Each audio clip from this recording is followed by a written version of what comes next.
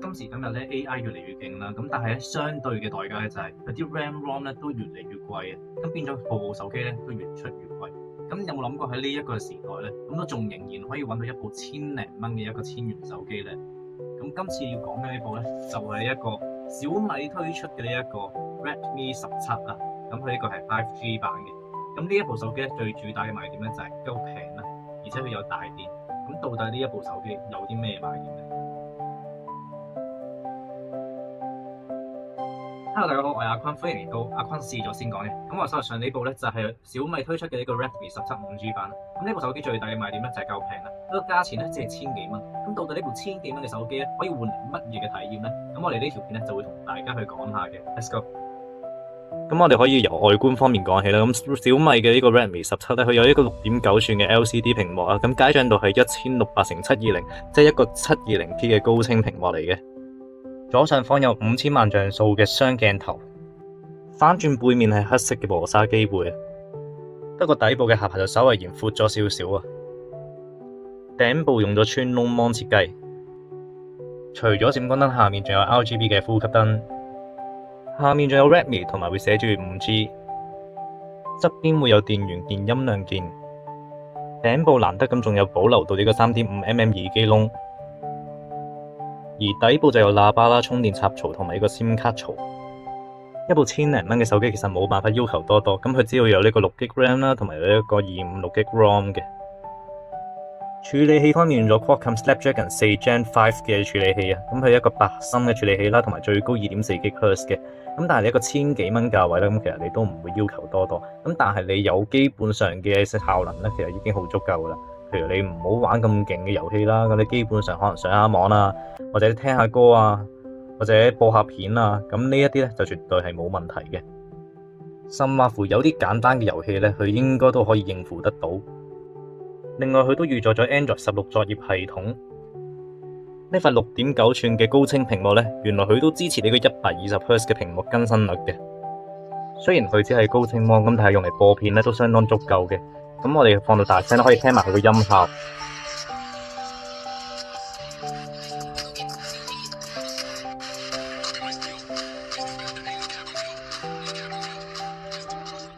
咁其實你見到咧，佢個音效咧都唔算話十分差嘅。雖然係有少少刷刷地咁，但係佢音量係相當足夠。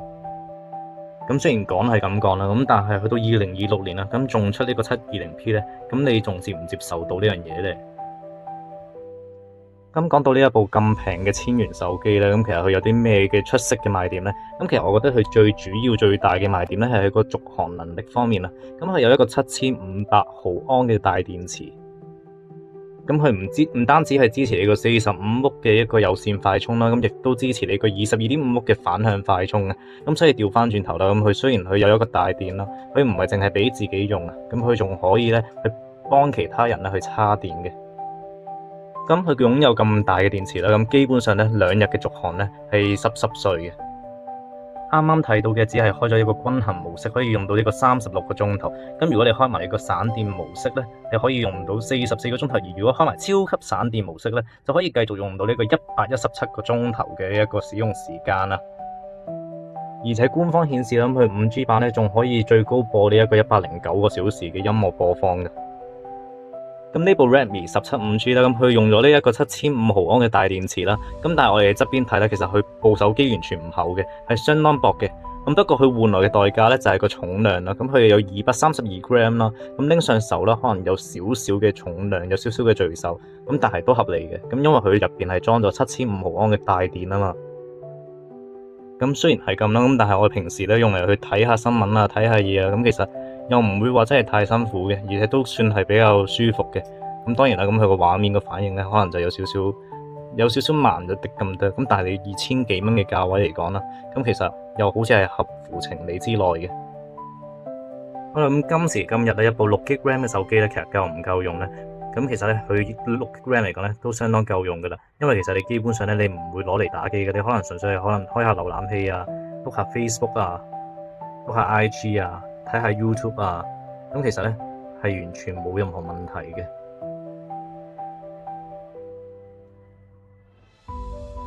而計我話咧，其實呢一部手機最特別嘅地方咧，係佢下面呢個 RGB 嘅燈啊，咁呢個燈咧，佢英文咧叫 Dynamic RGB Light，咁其實佢係好靚嘅，咁佢可以自己去選擇唔同嘅顏色啦。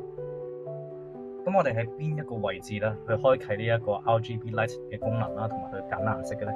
咁首先咧，我哋入去呢個設定入邊嘅，咁我哋入到去設定位置啦，咁然後我哋碌到下邊咧，你會見到有更多設定嘅。咁打開更多設定，你就會見到有個背部燈效嘅掣啦。咁然後我而家已經開啟咗佢嘅，咁你可以選擇啦，來電提示所有來電啦，咁佢都會着燈啦。咁你亦都可以選擇咧通知啲應用程式啊，咁你可以揀一啲應用程式啦，咁佢如果有通知嘅時候咧，佢就會閃啦咁樣。咁下邊咧亦都可以揀呢個燈效顏色嘅，咁有紅、橙、黃、綠、藍、靛、紫啊7種顏色嘅選擇嘅。咁譬如好似來電通知，你可以揀紅色啦。來電通知你可以揀紅色，咁而應用程式通知咧，咁你可以揀綠色。咁總之有唔同嘅顏色選擇，咁你又可以去分配，佢可以容易去辨識到啦，究竟係通知係遊戲機通知啊，定係人哋打電話俾你。咁你都可以選擇啦，你影相嘅時候啦，咁佢就會有一個狀態提示啊。咁為咗去示範俾大家睇呢個功能啦，咁我而家就開咗佢，咁然後就示範一下呢一個背後嗰個燈光咧係點樣嘅。好啦，咁我而家試下影張相先。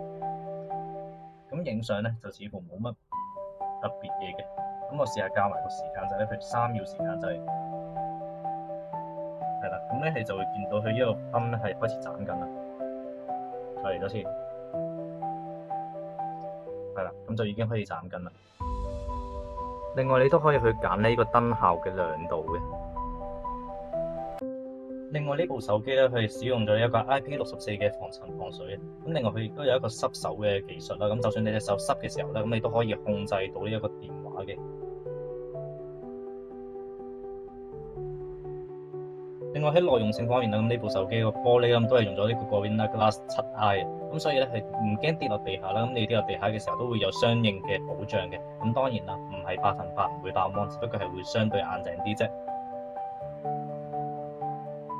好啦，我哋總括嚟講啦，咁呢一部手機咧，咁其實我哋唔會同佢試咩影相嘅，因為你為咗部1000幾蚊手機，你預咗咧去影相一定麻麻地噶啦。咁但係正常而家今時今日2026年啦，咁大部分嘅手機咧喺日光影相嘅時候咧，其實唔會差得去邊嘅。咁而呢一部手機咧，佢最大嘅賣點咧係千幾蚊，仲要有5G，咁而且咧佢可以係濕手操作啦，而且佢有7500大電啦，仲可以調翻轉頭做尿袋咁樣幫其他手機叉電。咁我覺得呢一部手機咧性價比係超級高嘅。另外佢後面嗰個 RGB 嘅燈咧，咁其實都係一個堅明位嚟嘅，咁其他手機咧都冇嘅，咁但係佢呢一個咧就有，咁可以去做一個通知嘅功能啦。咁你可以根據唔同嘅情況啦，譬如你係來電啦，咁啊可能佢校紅色，咁而你可能應用程式嘅通知咧就校黃色。好啦，咁今集關於呢個 Redmi 17 5G 嘅簡單介紹咧就到呢度啦。咁如果中意我哋嘅影片嘅話咧，記得 CLS 即係 comment、like、share 我哋嘅 YouTube channel，撳埋個鐘仔啊。咁有啲乜嘢新片啦，我哋第一時間會同大家去分享嘅。咁我哋今集嘅時間就差唔多啦，下次見，拜拜。